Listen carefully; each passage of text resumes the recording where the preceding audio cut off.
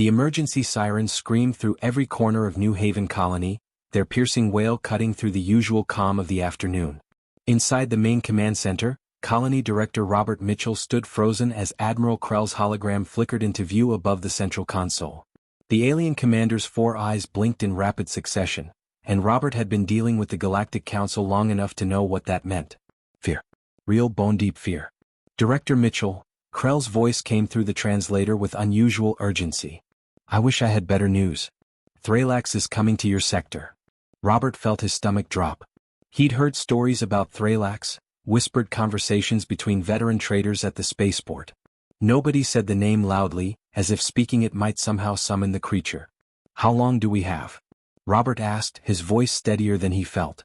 Krell's expression darkened. 18 hours. Maybe less. The Council has voted. We cannot risk our fleets against Thralax. You must evacuate immediately. Take whatever ships you have and run as far as you can. You're abandoning us? Robert couldn't believe what he was hearing. The Galactic Council had promised protection when humanity joined the Alliance 5 years ago. We are not abandoning you. We are being realistic. Krell's hologram leaned forward. In 300 of your years, Thralax has destroyed 47 full battle fleets. 12 entire planets have been evacuated and left as ruins. Nothing stops this creature. Nothing even slows it down. If you stay, you will die. Evacuate now or make peace with whatever gods your people believe in. The hologram blinked out, leaving Robert alone in the sudden silence. His hands shook as he reached for the console, pulling up the classified files on Thralax. The images that appeared made his blood run cold. A massive creature, dragon-like in appearance, covered in black scales that seemed to absorb light. Every recorded encounter ended the same way. Total destruction. 0 survivors. 300 years of rampage. One unstoppable monster. And it was coming here. Robert slammed his fist on the alarm, broadcasting the evacuation order across the entire colony. He had to find his kids. He had to get them to safety. Outside, far from the panic beginning to spread through the colony, 12-year-old Ben Mitchell sat on the old perimeter wall, completely unaware of the chaos erupting behind him. His earbuds pumped his favorite music while he sketched in his worn notebook, his pencil moving quickly across the page. He was drawing the strange creature he'd been watching all week. The animal looked dangerous at first glance. 6 powerful legs, each ending in sharp claws. Crystalline spines ran along its back, glowing faintly in the afternoon sun. Most colonists stayed far away from the forest because of creatures like this. But Ben had spent enough time watching it to realize something nobody else had noticed. It wasn't aggressive. It was just hungry and curious. For the past 3 days, Ben had been leaving fruit near the tree line. The creature would wait until he backed away, then cautiously approach and eat. Yesterday, it had gotten close enough for Ben to see its eyes. They were intelligent eyes. Aware eyes. This wasn't some mindless beast. Ben added another detail to his sketch, trying to capture the way the creature's spines caught the light. He wanted to show his sister Emily. She'd been working double shifts at the medical clinic lately, barely having time to look at his drawings, but she always made time eventually. Emily understood his fascination with the local wildlife, even when their dad thought it was dangerous. Ben? Emily's voice cut through his music. He pulled out one earbud and turned to see his sister running toward him, still wearing her medical uniform. Her face was flushed and she looked scared. Really scared. Emily never looked scared. Dad says we have to pack right now, she said, grabbing his arm. We're leaving the colony. What? Why? Ben closed his notebook and stood up. What's going on? Emily's voice dropped to almost a whisper. Something's coming. Something really bad. Dad says it destroys everything in its path, and we have maybe hours to get off this planet. Ben looked back at the forest where his 6-legged friend lived. What about the animals? What about? Ben, we don't have time. Emily's grip tightened on his arm. That's when Ben noticed something strange. The forest had gone completely silent. No bird calls. No rustling in the underbrush. Even the wind seemed to have stopped. The 6-legged creature burst from the tree line, running at full speed away from something Ben couldn't see. The animal that had been so calm and curious now fled in pure terror.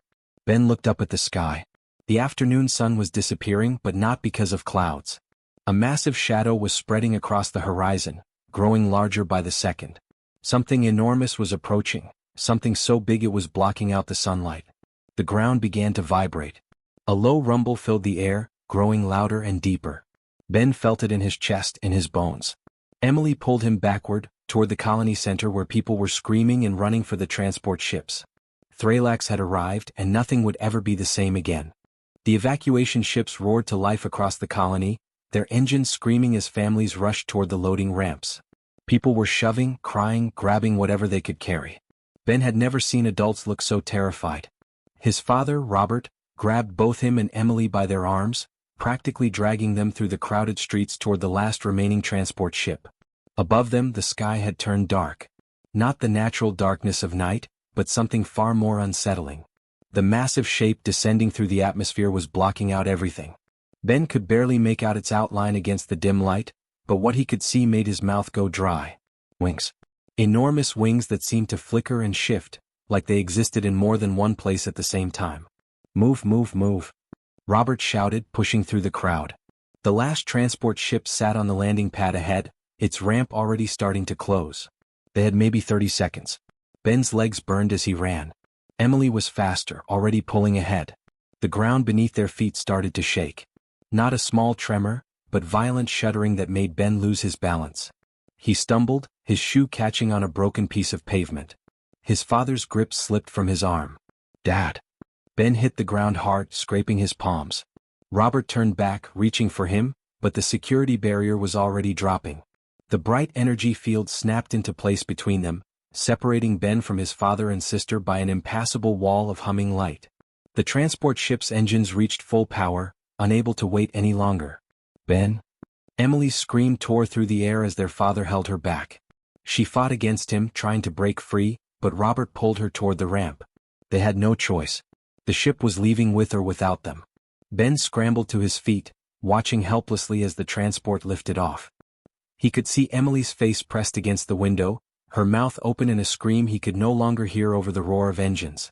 Then the ship shot upward, joining the dozens of others fleeing into space. The silence that followed was deafening. Ben stood alone in the empty clearing, the security barrier powering down behind him. Everyone was gone. Every single person had evacuated. He was the only human left on New Haven. That's when Thralax landed. The impact threw Ben backward. The creature came down in the center of the colony with the force of a meteor strike. Buildings exploded outward from the shockwave. Glass shattered. Metal twisted. The medical clinic where Emily worked collapsed in on itself, sending up a massive cloud of dust and debris. Ben covered his face, coughing as the dust washed over him. When he finally looked up, his breath caught in his throat. Thralax was massive beyond anything he could have imagined. The creature stood at least 50 feet tall, covered head to tail in scales so black they seemed to absorb the light around them. Its body was dragon-like, powerful and ancient, with those impossible wings folded against its back. But it wasn't the size that froze Ben in place. It was the scars. Every inch of Thralax's body was covered in old wounds. Some looked like they'd been made by weapons Ben couldn't even imagine. Deep gouges ran along its sides. Burns marked its wings. This creature had been fighting for a very, very long time. And losing in its own way. The creature's chest heaved and Ben saw it. A sickly green glow pulsing from deep within Thralax's chest cavity. Dark veins spread outward from the source of the light, running across the dragon's body like poisoned rivers. Even from 50 feet away Ben could tell something was very wrong. Thralax opened its mouth and roared. Ben expected rage. Everyone said Thralax was filled with unstoppable fury, that it destroyed everything out of pure hatred. But Ben had spent years working with injured animals back on Earth before they'd moved to New Haven. He knew the difference between anger and pain. This wasn't a roar of rage. It was a scream of agony. The sound was exactly like when he'd found that six-legged creature with a thorn buried deep in its paw. The animal had snapped at him, acted aggressive, tried to drive him away. But underneath all that defensive behavior was just pain. Raw, constant pain that it didn't know how to fix. Everyone had evacuated expecting Thralax to start destroying everything immediately. But the dragon just stood there, its massive chest rising and falling rapidly. Its head swung back and forth, searching for threats, searching for something to fight. But there was nothing. The colony was empty. Ben crouched behind a concrete barrier, watching. He should have been running. He should have been hiding. But something kept him there, observing. The way Thralax moved, the way it held itself, the way that green glow pulsed in rhythm with its labored breathing. This wasn't a monster. This was a suffering creature that everyone had given up on. Thralax's head suddenly snapped in Ben's direction. Those eyes. They were brilliant gold, ancient beyond measure, and filled with so much pain that Ben felt tears spring to his own eyes. The dragon stared at him, and Ben knew his heart should have stopped. Every instinct should have been screaming at him to run. Instead, Ben stood up. He stepped out from behind the barrier into full view. Thralax's massive head pulled back slightly, and Ben saw something flash across those golden eyes. Confusion. In 300 years of being hunted, attacked, and feared, nothing had ever willingly approached this creature. Nothing had ever looked at it with anything but terror. "You're hurt," Ben said softly, his voice barely above a whisper. He took one small step forward. Thralax's crystalline spines flared along its back, a clear warning. The dragon's muscles tensed, ready to strike. But Ben took another step. And another. Now he could see it clearly. A massive shard of some unknown metal was buried deep in Thralax's chest, right where the green glow originated. The weapon pulsed with poisonous energy, spreading those dark veins throughout the dragon's entire body. This had been there for years. Decades. Maybe centuries. And every second of every day, it had been causing unbearable pain. Everyone who'd ever faced Thralax had only seen a monster that needed to be destroyed. Nobody had ever stopped to ask why. Ben walked right up to the dragon's massive head, so close he could feel the heat radiating from its scales. He looked up into those golden eyes and spoke the truth. "I'm going to help you. I promise." Across the galaxy, 1,000,000,000,000 beings watched their screens in stunned silence. The Galactic Council had activated emergency broadcasts on every channel, every frequency, every network. They'd done this before when Thralax appeared, always to document the destruction, always to record what was lost. But this time, something completely different was unfolding. The security drones that New Haven had left behind were still operational, their cameras capturing every moment in crystal clear detail. The feed showed a small human boy, barely 12 years old, standing directly in front of Thralax. The devourer of worlds. The unkillable terror. The creature that had ended civilizations. Admiral Krell stood on the bridge of his flagship, his 4 eyes locked on the main view screen. His crew had gone completely silent. Everyone expected to watch the boy die. It seemed inevitable. Thralax had never shown mercy before. Why would it start now? "Sir," one of his officers said quietly. Should we turn off the broadcast?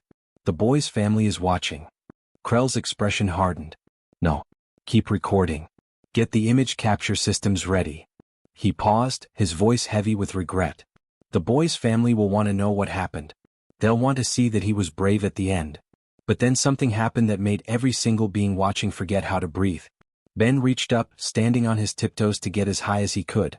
His small hand touched Thralax's scarred snout, and then with the gentleness of a child saying goodnight to a beloved pet, he kissed the dragon's scales. Admiral Krell's words died in his throat. Across the galaxy, commanders dropped their data pads. Scientists forgot their equations. Parents pulled their children closer, unsure what they were witnessing. The gesture was so simple. So innocent. So impossibly kind. Thralax froze. The dragon's entire massive body went completely still, as if time itself had stopped. Those ancient golden eyes widened, showing something that none of the security footage from the past 300 years had ever captured. Vulnerability. Confusion. And something deeper, something that had been buried under centuries of pain and rage. Recognition. Ben's kiss had been pure compassion, offered without expecting anything in return. No weapons. No tricks. No fear. Just one living being trying to comfort another. And in that single moment, something inside Thralax that had been dead for 3 centuries suddenly came back to life. A tear formed in the corner of the dragon's eye. It glowed with soft inner light, like a small star, and rolled slowly down Thralax's scarred face. The droplet hit the ground and evaporated with a faint hiss, leaving behind a small patch of grass that bloomed instantly in the middle of the destroyed colony. "I know you're in pain," Ben said softly, his hand still resting on the dragon's warm scales. He could feel Thralax trembling beneath his palm. "That thing in your chest, that green glowing thing, that's poison, isn't it? It's been hurting you for a really long time." Thralax's breathing slowed. The aggressive posture melted away.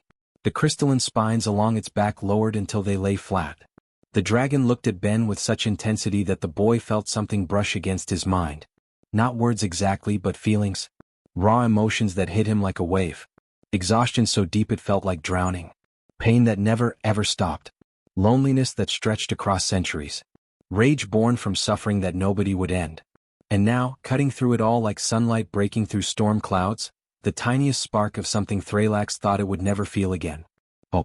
My dad has tools in his workshop, Ben continued, his voice steady even though his heart was pounding. Medical equipment, laser cutters, stuff for fixing machinery and treating injuries. I think I can get that shard out of your chest. It's killing you slowly, isn't it? But if you let me try, maybe I can help. Thralax lowered its massive head all the way to the ground, placing its scarred snout right at Ben's feet. The gesture was unmistakable. Trust. After 300 years of being attacked by every species in the galaxy, this ancient creature was choosing to trust a 12-year-old human boy. Ben ran toward the workshop district, his feet pounding against the broken pavement. Most buildings had collapsed when Thralax landed, but his father's workshop had been built like a bunker. The walls were still standing. Ben yanked open the emergency door and rushed inside, grabbing everything he could carry. Laser cutters. Medical scanners. Healing gel that Emily used at the clinic. Extraction tools his father used for removing damaged components from machinery. His communicator suddenly crackled to life on his belt. Ben. Ben, please respond. It was Emily's voice, high-pitched with fear. Ben, what are you doing? The drones are showing you with that thing. You need to run. Get to the emergency shelter and... I can't, Ben said simply. It needs help. It's going to kill you. No, Ben said looking back at where Thralax waited, head still lowered in submission. It's not. It's just hurt. Really, really hurt. And nobody ever tried to help it before. Ben, please? He switched off the communicator. He couldn't focus on Emily's fear right now. He had work to do. Ben walked back to Thralax carrying his armload of equipment. The dragon's golden eyes followed his every movement. Ben set everything down carefully and examined the poison shard up close. It was worse than he'd thought. The metal had fused with Thralax's chest plates, growing into the flesh beneath. This was going to be delicate work. Okay, Ben said, picking up the laser cutter. His hands were shaking, but he forced them steady. This is probably going to hurt a lot. But I promise I'll be as gentle as I can. I'll go slow, and if you need me to stop, just, I don't know, nudge me or something. Okay. Thralax closed its eyes and released a long, slow breath. The dragon's body relaxed completely, trusting Ben with its life. For the first time in 300 years, Thralax stopped fighting. The first cut was the hardest. Ben positioned the laser cutter against the edge of the poisoned shard and activated it. The beam sliced into the corrupted metal, and Thralax's entire body tensed. Ben felt it through his hand, still resting on the dragon's scales. A jolt of pure agony that made his own stomach clench. I'm sorry, Ben whispered, but he didn't stop. Stopping would only make it last longer. He had to keep going. The extraction took 4 hours. 4 brutal, exhausting hours where Ben's arms ached from holding the tools steady and his eyes burned from squinting at the intricate work. His father had taught him how to take apart complex machinery, how to find the exact point where components connected. Emily had shown him how to clean wounds, how to recognize infected tissue, how to work around blood vessels and nerves. Ben needed every bit of that knowledge now. The poisoned shard had been in Thralax's chest for so long that it had fused with the dragon's body. Dark tendrils of corrupted metal had grown into the surrounding scales like roots digging into soil. Every time Ben cut one free, he could feel Thralax's pain spike. But the dragon never moved. Never pulled away. It just lay there, trusting him completely. Okay, talking helps, right? Ben said, more to himself than to Thralax. When Emily works on patients, she always talks to them. Keeps them distracted. He carefully guided the laser cutter around another tendril. So, I'm from Earth. That's our home planet. We only joined the Galactic Council 5 years ago. Pretty new compared to most species. Ben wiped sweat from his forehead with his sleeve. His hands were cramping, but he forced them steady. Earth is really beautiful. Lots of blue oceans and green forests. My mom used to take me hiking before. He paused, swallowing hard. Before she got sick. She taught me about animals, about how most creatures that seem aggressive are usually just scared or hurt. He felt something brush against his mind again. Not words, but a feeling of understanding. Thralax was listening. There was this dog back on Earth in our neighborhood. Everyone said it was mean, that it would bite anyone who got close. But I watched it for weeks and I noticed it was limping. It had a piece of glass stuck in its paw. Ben smiled at the memory. Took me 3 days to get close enough to help.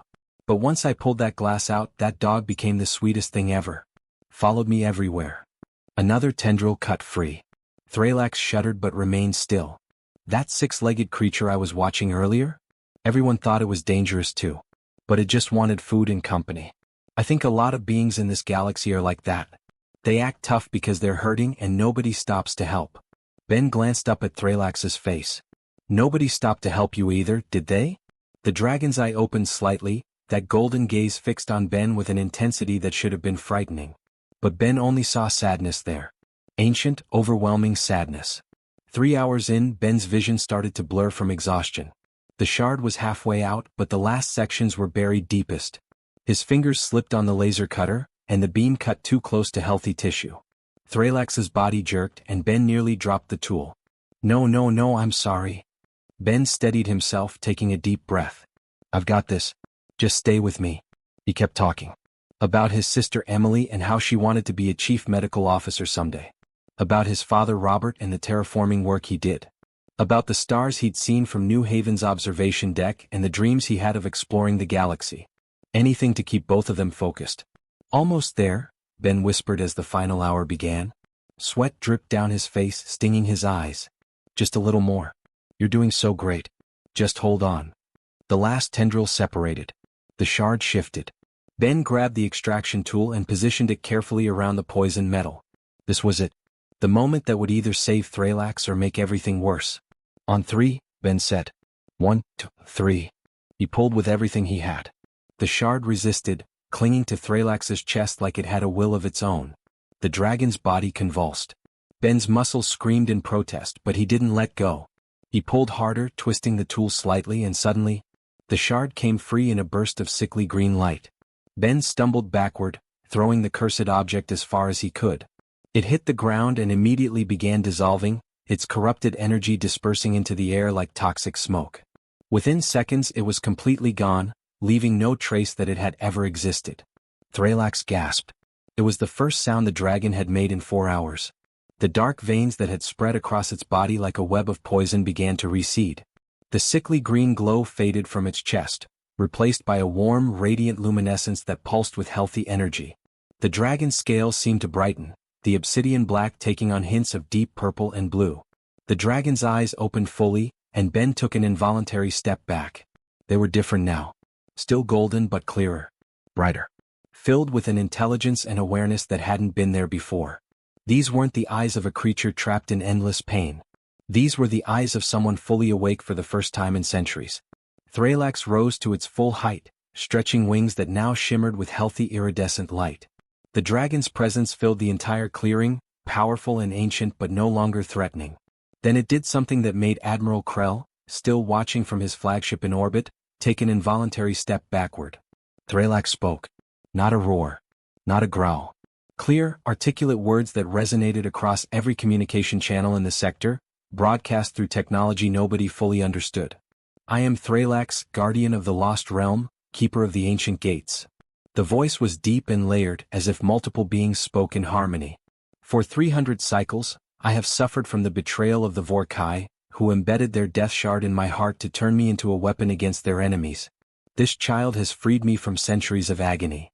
The massive head turned toward Ben, who stood there covered in sweat and glowing residue, but smiling despite his exhaustion. You are Benjamin Mitchell of Earth? Yes, sir.